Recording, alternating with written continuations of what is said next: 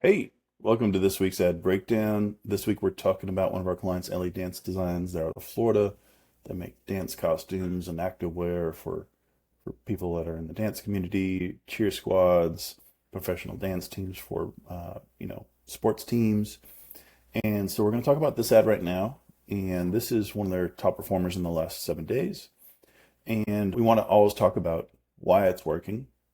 And so something that we learned, we've been running ads for 10 years for clients, and I've been running ads for 13 years for my own brands as well.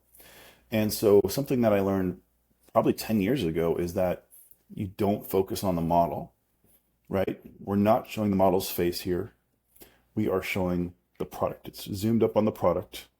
Like if we're selling a product where the model has lots of things on, say she's got gloves on, she's got pants, like some flashy pants, she's got some like yellow cowboy boots, she's got a belt.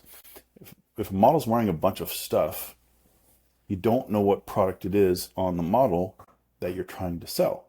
The customer that's seeing this ad doesn't know what it is that you're trying to sell.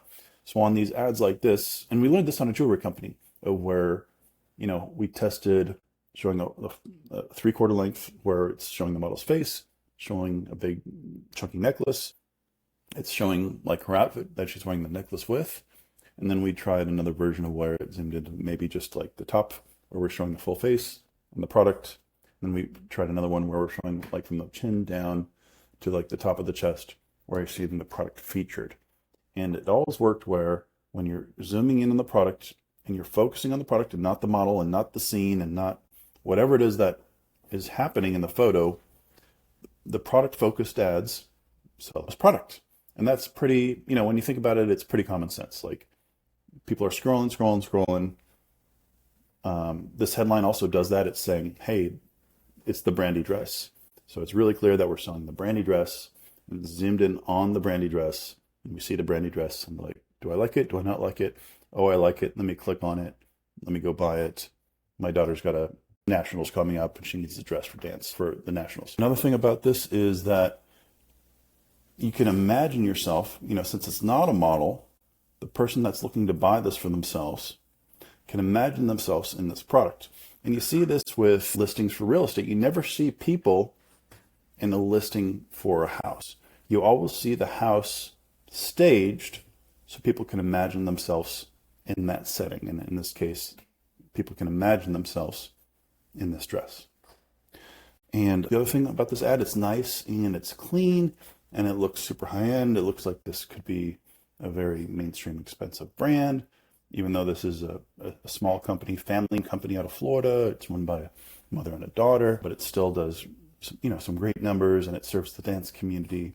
But again, this looks like it's could be some big brand like, Vuori or Lululemon or somebody that's got a bunch of capital behind them, and it makes it look like an elevated brand. And like if we look at Vuori does a great job of this as well. They focus in on, some of their ads have like little scenes and little stories, but a lot of the ads are just focusing on the product, a simple headline, maybe a sub headline that's talking about like texture or some other feature of the product, and a couple of the different colors that this product comes in. And so we want to do that with this as well. There's not a bunch of buttons that say some sort of call to action, stuff like that looks really dated. It looks like it's from something in a banner ad from the 1990s, some clicks, and it's going to make your brand look bad. So to just kind of wrap this up, it's a very simple product, or it's a very simple ad featuring the product, not focusing on the model. It's calling out in a simple headline what the product is. It's the Brandy Dress. There's no buttons. It's not cluttered. It's a very elegant looking ad. It looks like it could be from a very big brand, even though it's a family-owned business. And it works really well. And the product's really strong too. So that always helps if the product is strong.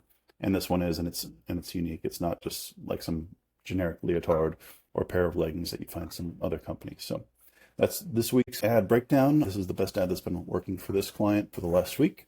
And so I hope you learned something. If you have any questions, put them in the comments, and I'd love to hear from you.